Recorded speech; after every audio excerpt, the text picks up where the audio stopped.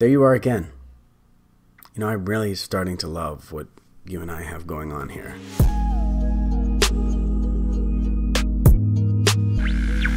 Welcome back to the third episode of Asking for a Friend. Wow, have we already gone through 2 episodes? Time just flies. Anyway, guys, I have been doing other things. You guys can follow me on all the links below. Remember that. But I also have been twitching. So you guys be sure to follow me on Twitch because that's an easy way to kind of talk to me. We can chat it up about stuff while I play video games, basically. Getting right into it, let's get to our first question. Anonymous, married 6 years and just recently wanting to mess with other guys. Can I? I mean, can my friend? If you're married to someone and you guys are in this union where he or she doesn't want you to be intimate with other people, then you shouldn't do that. Now, if you talk to them and you tell them, hey, I love you and I want this marriage to work, and one of the only ways it can work is that we swing a little bit, and they're okay with it, then go for it. But if not, then you have other problems you need to work out. Why are you having these sudden urges? Look, it's obvious that you have a sexual appetite that maybe your husband's restaurant doesn't have the proper things on the menu. You kind of catch what I'm saying? So I get it. You want to venture out. You want to do things outside this box that you've put yourself in holy matrimony. But it's just not right to just up and fucking do it without talking to your significant other. Maybe you should think about separating. If anything, at least say, hey, I think we should both have time apart, where it's no holds bar what we do, just to figure out if this is where we want to be for the rest of our lives. I'm a terrible person to ask about this because I've been married 0 years, so that's just my opinion. Question number 2, Callan B, 21. What signs should you look for to know he's the one? I want to propose to my boyfriend, but I'm very nervous. Help me gather myself. I tell you what, you guys should rent a studio apartment, Airbnb. Rent it for 3 days. If by the 3rd day you're still fucking in love with that person, then they're the one for you. How do I know this? I've lived in a studio apartment, and I've had guests stay overnight that the next morning I wanted to be like, fucking get away from me. So if you can last 3, that's the person you need to be with. That's how you know he's the one, man. Go for it. Also, does he make you happy? That's pretty crucial. Farouk99 asks, what do you tell your friends that are trying to set you up with a girl but you just went through a breakup and you aren't really feeling it? Asking for a friend. Well, this is actually a really good question. Sometimes you're not ready to jump back on the old love boat and get in some awkward tangled situation where you figure out that maybe you can tolerate somebody to a certain percentage where you can actually be together. I get it. The whole relationship thing is a fucking circus. Okay? And sometimes people just don't want to walk the tightrope. I get that because I've been avoiding walking the tightrope for fucking years now. But it shouldn't be hard for you to tell your friends, hey, I just got out of this shit show, not trying to get in another shit show.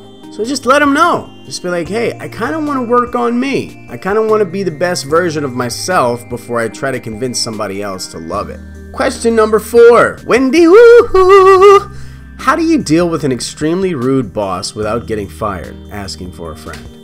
I would have just became an absolutely irreplaceable employee. Somebody that the company really couldn't afford to lose. Then you can pretty much walk on whatever edge you want to while pissing that boss off and being like, hey, boss. I've been thinking a lot about my paychecks recently and they don't really reflect how badass I am. So either fire me or I'm fucking taking this show somewhere else. You'll probably get fired, but it's worth a shot. How do you deal with the depressing realization that we are all going to die and that life is low-key pointless? Asking for a friend. Fuck. Question number 6 by Fletch. 65,000 numbers. If your friend's mom is super hot and you and her ended up having sex when she came on to you, would you be wrong for going with the flow? I'm going to answer this question, and I picked this question because, yes, I have experience in this matter. Hey, put that fucking gavel down. Don't judge me. Anyway, so yes, I had a friend with a super hot mom that came on to me. We hopped on the good foot. We did the bad thing. Did I feel bad for it? Yes, I did. But furthermore, you can't help what you want. Bottom line is, I realize it's not just a hot mom that you're hooking up with, okay? If you don't have feelings for this person, you gotta realize it's also somebody who raised your friend, that your friend is attached to.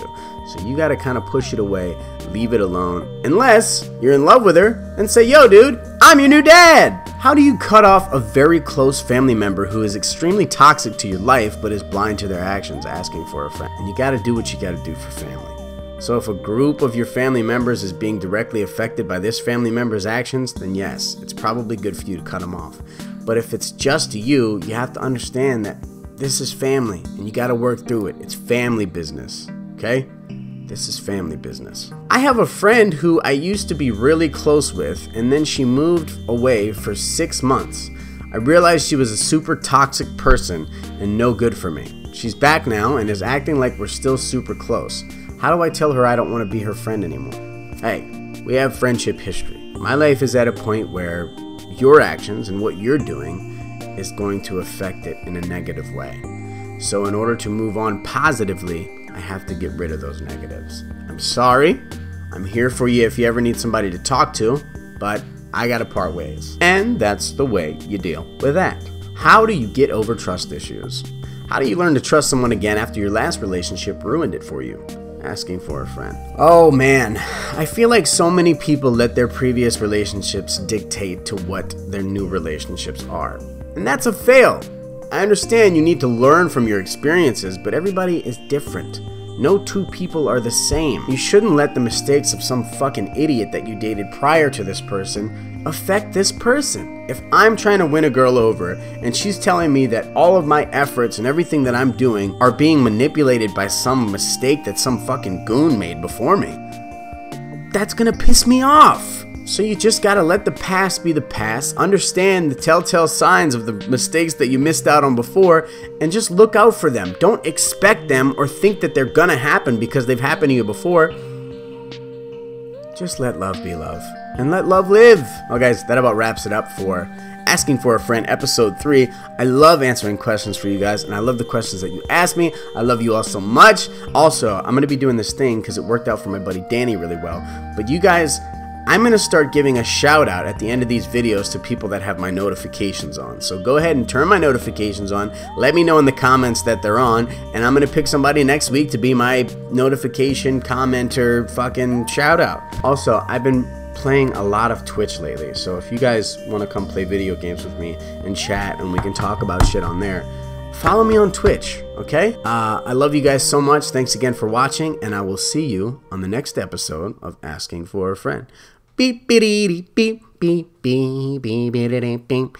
Asking for a friend. Asking for a friend. Okay, that was terrible.